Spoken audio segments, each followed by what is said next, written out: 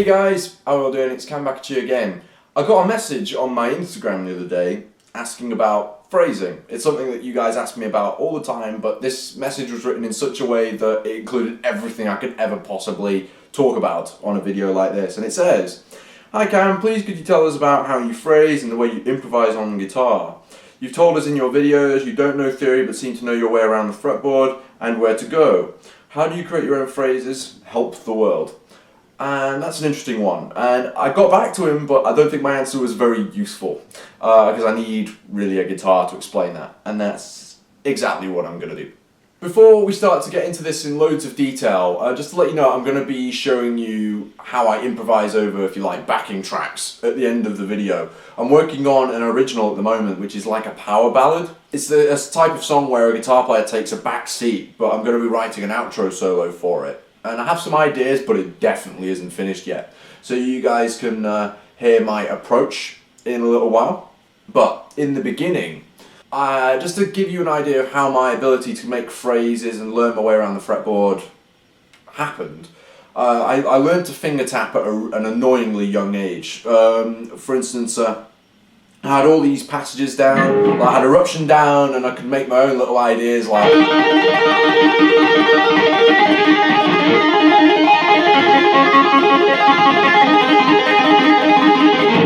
that kind of idea. That bored me after a while because it's just the one motion. It just annoyed me after a little while. So, in the meantime, I was listening to things like ZZ Top, AC/DC, and they had amazing solos, which were so simple and educational, but very effective. And one solo that stands out for me in particular, because it taught me so much about the pentatonic positions, is My Head's in Mississippi. It's got an amazing solo to it. So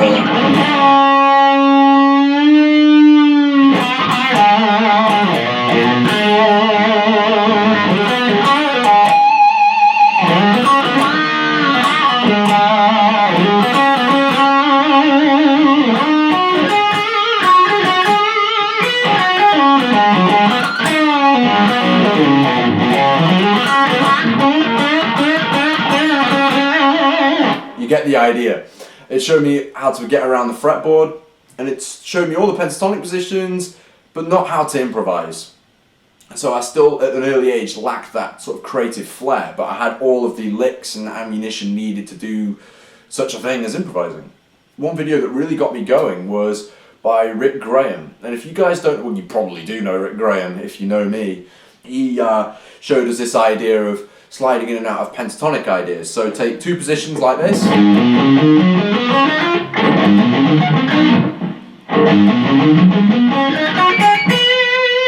Learn to play, Cam. And then the second position could be this.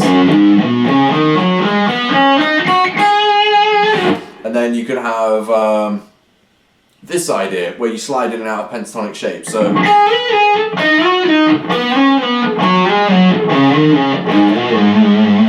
perfectly musical already. That's in the one scale shape. So if you feel a bit restricted by that, you can try different shapes like this.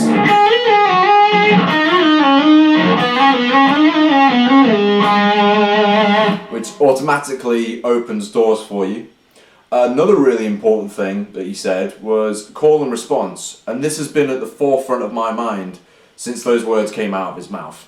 Every time I'm improvising, I'm thinking about this, call and response, because it trains you it gives you the most important skill of improvising. It gives you something to practice, which is to think about how good the notes are in the present, and also to think of the step ahead, which is the whole point of improvising. It's how it works. Just to give you an idea of a question, so if you stop there, it's almost like a yeah, you were saying, and then you get a...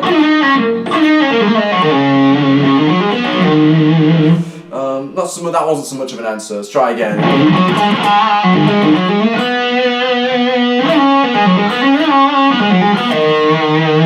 That's a bit better, where you end on the E note there.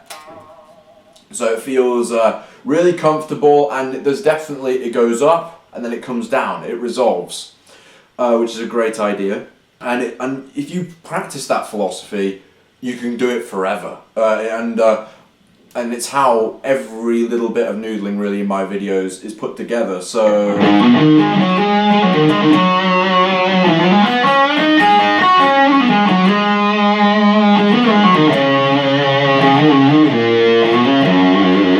you can throw in little embellishments, like for instance, I think this is diatonic, could be wrong, with the B note, because that definitely adds another element of yay, you were saying, to your improv. It leaves people on the edge.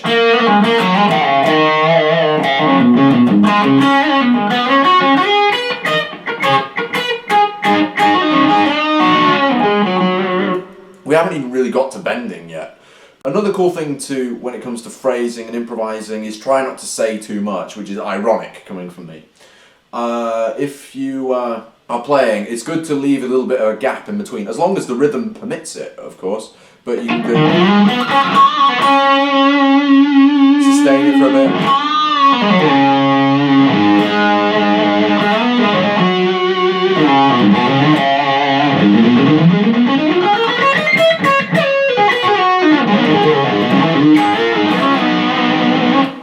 It's up to you, and you get more adventurous and confident as you go on. But this is just how I learnt it. Another last tip before I conclude this and get onto my track is I learned something really cool from Joe Satriani. I had in my mind, because I used to get bored of my playing style a lot, and I still do now. And it was basically, don't start on the root note. So for instance, you could take a perfectly generic A chord, which is great. It wasn't minor or major, so it can be whatever you want. It's just literally A and E. Perfectly standard rock chord, but then if you start on the root note, it's boring as hell. It just says, this belongs here. I think that's what Joe Satriani said. It's a fair point. And if you start on something like the D note, for instance,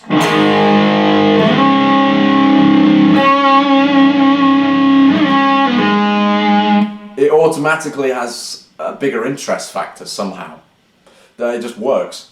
And you can do that forever and ever and ever. It's just such a brilliant idea, and it's a great way of building melody. But enough of me, let's get to the backing track.